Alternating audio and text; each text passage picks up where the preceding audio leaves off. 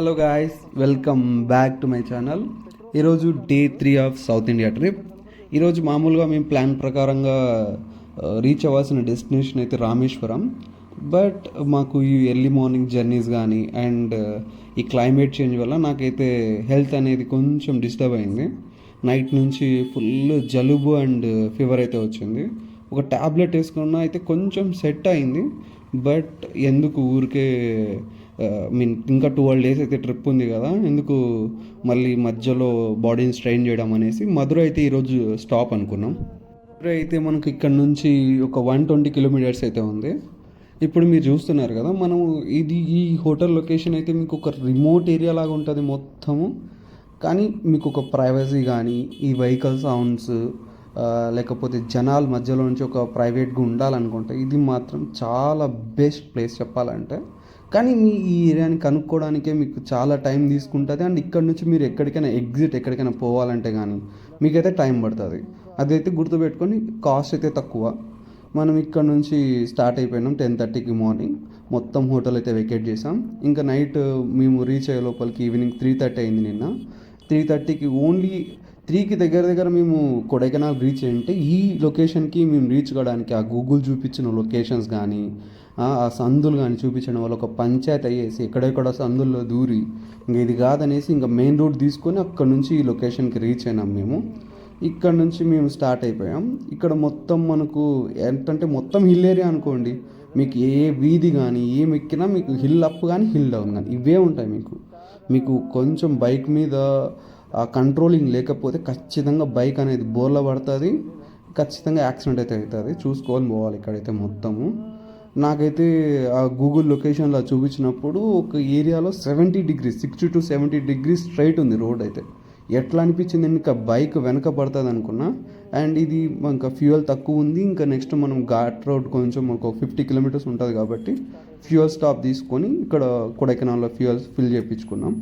మన Kodaikanal princess of hills కూడా అంటారండి. ఇది ఎంత బాగుంటుందంటే ఏరియా. ఈ ప్లాన్లో నాకు డేస్ అండ్ కొంచెం లీవ్స్ అనేది కుదరలా కాబట్టి ఇక్కడ ఓన్లీ ఒక నైటే స్టే చేసాం. బట్ యాక్చువల్గా ఇక్కడ ప్లాన్ అయితే నేను ఇంకో లీవ్స్ ఉంటే ఖచ్చితంగా ఒక 3 to 4 days ఇది ఇక్కడే ఎక్స్ప్లోర్ చేసిండు. ఇదిగోండి మీరు చూస్తున్నారు కదా, వాటర్ ఫాల్స్ కానీ ఇక్కడ ఇంకా మధ్యలో మనకు నేచర్ కానీ చాలా బాగుంటుంది. ఇక్కడ మనకు వచ్చే only one and only told gate ఇది. ఈ టోల్ గేట్ దగ్గరే మనకు చాలా అంటే చాలా ట్రాఫిక్ ఉంటుంది. మేము వచ్చినప్పుడు దగ్గర ఒక 2 to 3 kilometers వరకు మొత్తం కార్స్ బస్సెస్ అన్నీ నిలిచిపోయినాయి. అండ్ ఇక్కడ ఒక ప్రాపర్ సిగ్నల్స్ కూడా ఉండవు. అంటే ఇక్కడ ఇన్ కానీ ఇక్కడ ఎగ్జిట్ కానీ బైక్స్కి. నేనైతే ఆ సైడ్ నుంచి ఎంటర్ అయినా, బట్ ఎగ్జిట్ ఇదే అనుకున్నా, చూస్తే అన్నీ ఇక్కడ నుంచి ఎంటర్ అవుతున్నాయి.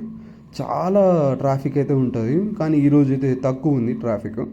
ఇక్కడ నుంచి మనం ఒక 50 kilometers ఇలాగే ఘాట్ రోడ్లో జర్నీ చేసి దెన్ అక్కడ నుంచి మనకు నేషనల్ హైవే తగులుతాం 183కి. ఇంకో ప్రాబ్లం ఏంటంటే ఇప్పుడు మనకు ఇన్సైడ్ కొడైకెనాల్ కానీ ఇంకా కొడైకెనాల్ ఘాట్ రోడ్లో సరౌండింగ్లో కానీ మనకి ఎక్కడ 1 liter వాటర్ బాటిల్స్ దొరకవు.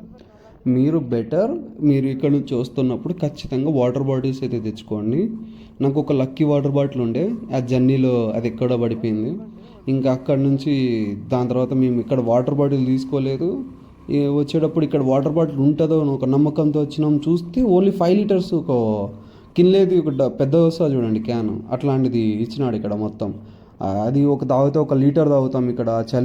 ఆ చలికి ఎట్లుంటుంది అంటే వాటర్ కూడా మనకు ఫ్రిడ్జ్లో పెట్టి తీసినట్టు ఉంటాయి వాటర్ మొత్తము. ఇక్కడ హీటర్ లేకపోతే హాట్ వాటర్ అండ్ హీటర్ లేకపోతే అస్సలు కాని పని.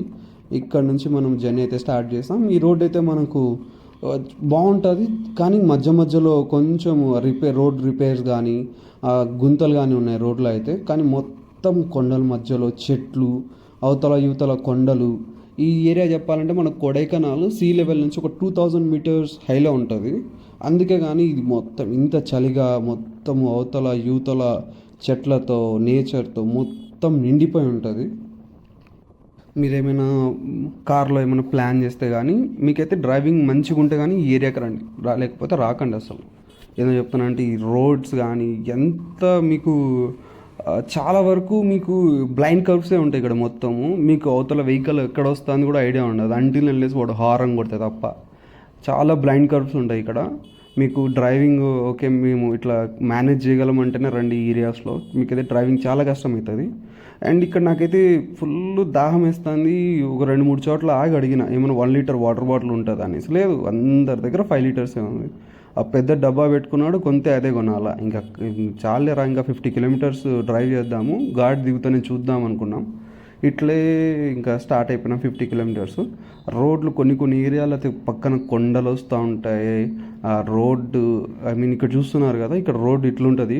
మీరు బ్లైండ్గా ఇప్పుడు మీరు కవర్ చేసి బ్రేక్లు వేస్తే ఖచ్చితంగా స్కిడ్ అయితే అవుతుంది.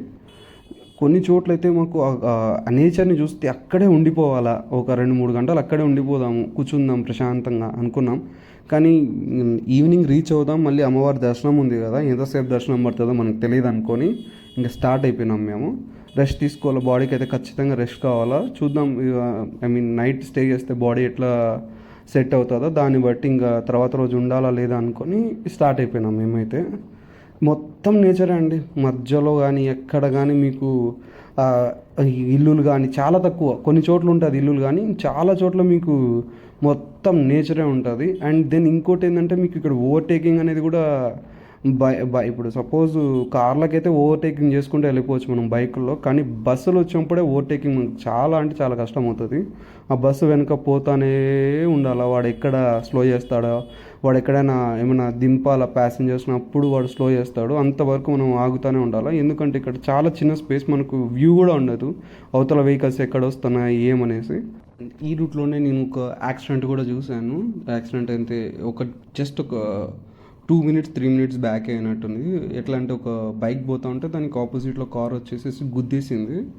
ఆ డ్రైవర్ కింద పడిపోయినాడు, బైక్లో ఉండే ఆయన. ఆ కారు కొత్త కారు, ఇంకా దానికి నెంబర్ ప్లేట్ రాలే, కొన్నాడు, ఇక్కడ తీసుకుని వచ్చినాడు, యాక్సిడెంట్ చేశాడు దాన్ని. ఇంకా వాళ్ళు అక్కడ అంబులెన్స్ని పిలిచినారు. ఇంకా అక్కడ నుంచి వాళ్ళు వెయిట్ చేస్తున్నారు ఎప్పుడు వస్తుంది అంబులెన్స్ అనేసి. అంబులెన్స్ కూడా రావడానికి చాలా టైం పడుతుంది ఈ రోడ్స్లో, తొందర పోవాలన్నా కానీ. ఎందుకంటే ఇట్లే ఉంటాయి, రోడ్డు మొత్తం మనకి ఇట్లే ఉంటుంది. నేను చెప్తాను, మీరు ఇప్పుడు ఏదైనా ఘాట్ రోడ్స్లో కానీ ఇట్లా నేరో రోడ్స్ ఉన్నప్పుడు మాత్రం మెల్లగా పోండి, అస్సలు తొందరపాటు అయితే పడకండి, చూసుకొని పోండి అవతల వెహికల్స్ని. అండ్ ఇక్కడ చూస్తున్నారు కదా, మనకి ఇంత పెద్ద కొండల మధ్యలో వాటర్ ఫాల్స్. మీరు కెమెరాలు అయితే కనపడడం లేదు, కానీ అక్కడి నుంచి మీరు బైక్లో అక్కడ ఆగి చూస్తూ ఉంటే ఎంత బాగుందంటే వ్యూ అది. అక్కడి నుంచి ఆ వాటర్ ఫాల్స్, ఎంత పెద్ద వాటర్ ఫాల్స్ ఉంటాయి అవి. అక్కడ మనకు అసలు పోయే దారి ఉంటే ఖచ్చితంగా పోయి చూసిండు, కానీ ఆ టైమింగ్ వీటి వల్ల నేను ఆగిపోయాను. ఎంత బాగుందంటే వాటర్ ఫాల్స్ దూరం నుంచి చూస్తుంటే చాలా పెద్దగా. అది అప్పుడు కూడా వర్షాలు కూడా పడినట్టున్నాయి, చాలా అంత భారీగా అయితే పడలే వర్షాలు, నార్మల్గానే పడినాయి వర్షాలు, కానీ చాలా బాగుండింది మొత్తం వాటర్ ఫాల్స్. మనం ఆల్రెడీ ఒక ఆఫ్ అయితే వచ్చేసాం మొత్తము, ఒక 60% అయితే ఘాట్ రోడ్ అయితే కవర్ చేస్తాం మొత్తం. అంతే, మనకి ఈ ఘాట్ రోడ్లో ట్రాఫిక్ అయితే తక్కువ ఉంది, కానీ సేమ్ ఇంతే ఈ నేరో రోడ్స్లో మనము అవతల బ్లైండ్ కవర్స్ ఉన్నప్పుడు చూసుకొని పోయి మెల్లగా పోవడానికి యావరేజ్గా మనం ఇక్కడ ఒక గంటకు ఒక 30 కిలోమీటర్స్ కవర్ చేస్తాం అంతే మ్యాక్స్. దానికి మించి కూడా కొంచెం కూడా కవర్ చేయలేము మనము. ఇక్కడ నాకు ఈ ఘాట్ రోడ్ ఇంకా దిగుతానం అనుకుంటే మనకు ఒక లేక్ కూడా పక్కన కనపడింది డౌన్కి వచ్చే దగ్గర. ఈ లేక్ అండ్ ఆ కొండల వ్యూ చాలా అయితే చాలా బాగుంది. ఈ దిగడానికి మనకు ఓవరాల్గా మనకు కొడైకెనాల్ నుంచి ఇక్కడ దిగడానికి అరౌండ్ ఈ 50 కిలోమీటర్స్కి నాకైతే 2 అవర్స్ పట్టింది. ఆ 2 అవర్స్ అక్కడ నుంచి ఒక 70 కిలోమీటర్స్ ఉంటుంది రఫ్లీ మనకు మదురై. ఆ 70 కిలోమీటర్స్ మనకు మధ్యలో స్టేట్ హైవేస్ తగులుతుంది అండ్ నేషనల్ హైవే కూడా వస్తుంది. మనం ఇక్కడ నుంచి నేషనల్ హైవేకి అయితే పోతాం. ఇక్కడ నుంచి ఇక్కడ డౌన్ దిగుతున్నాం. ఇంకా ఈ ఘాట్ రోడ్ ఇంకా మనకు ఫినిష్ అయిపోయింది. ఇంకా ఈ ఘాట్ రోడ్ దిగుతూనే మనకు ఒక పోలీస్ చెక్ పాయింట్ ఉంటుంది. ఆ చెక్ పాయింట్ దాటిన తర్వాతే నెక్స్ట్ ఒక 3 to 4 కిలోమీటర్స్ తర్వాత మనకు నేషనల్ హైవే 183 తగులుతుంది. ఆ నేషనల్ హైవే 183 నుంచి మళ్ళీ మనము స్టేట్ హైవే 155 కట్ అవుతాం. అండ్ అక్కడ నుంచి 73 కట్ తీసుకొని మళ్ళీ నేషనల్ హైవే 44 తీసుకొని అక్కడ నుంచి మనం మధురై రీచ్ అవుతాం. మేబీ అరౌండ్ మధ్యాహ్నం 2 కల్లా రీచ్ అవ్వచ్చు మధురైకి అయితే. ఇదిగోండి ఇక్కడ చెక్ పోస్ట్. కంపల్సరీ గుర్తుపెట్టుకొని పిలియన్ అండ్ డ్రైవింగ్ చేసే ఇద్దరికైతే హెల్మెట్స్ అయితే ఉండాలి. మనము ఇంకా నేషనల్ హైవే 183 కోసం అక్కడ కట్ కోసం స్టార్ట్ అవుతాం. ఇక దారిలో మొత్తం ఎక్కడ వాటర్ తీసుకోలేదు కదా, అందుకనేసి ఈ దారిలో మనకు ఒక టెంకాయల షాప్ కనపడింటే అక్కడ ఆగి టెంకాయలు తాగేసేసి ఇంకా అక్కడ నుంచి మళ్ళీ స్టార్ట్ అయినాం 180 ఇంకా మధురైకి. ఫస్ట్ మనం కట్ కావాల్సింది 183 నేషనల్ హైవే. ఆ నేషనల్ హైవే 183 కట్ అయిన తర్వాత అక్కడ నుంచి మనకు ఒక 10 కిలోమీటర్స్ తర్వాత మళ్ళీ అగైన్ మనం స్టేట్ హైవే కట్ అవుతాం. ఇక్కడ మనకు 2 రూట్స్ ఉన్నాయి, గుర్తుపెట్టుకోండి. మీరు డైరెక్ట్ నేషనల్ హైవేస్ తీసుకోవాలా, మీ దగ్గర కార్ ఉంది, మాకు కిలోమీటర్స్ అయితే అంతేమి సేవ్ చేయాల్సిన అవసరం లేదనుకుంటే మీరు డైరెక్ట్ నేషనల్ హైవే 183 తీసుకొని దెన్ అక్కడ నుంచి నేషనల్ హైవే 44 తీసుకోండి. నేనైతే ఇప్పుడు ప్రజెంట్ నాకైతే అంత ఐడియా లేదు కాబట్టి నేను నేషనల్ హైవే 183 నుంచి స్టేట్ హైవే 155 ఇదిగోండి. ఇక్కడ నుంచి ఈ 180 స్ట్రైట్ పోతే మీకు 183 కంటిన్యూ అయ్యేసి దెన్ అక్కడ నేషనల్ హైవే 44 తగులుతుంది, అట్లా కట్ కావచ్చు.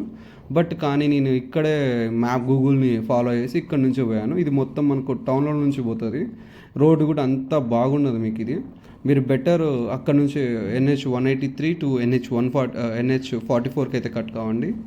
ఈ ఏరియాలో గాలి ఎక్కువ ఉండడం వల్ల రికార్డింగ్ అనేది కొంచెం మొత్తం మొబైల్ అయితే షేక్ అయిపోయింది.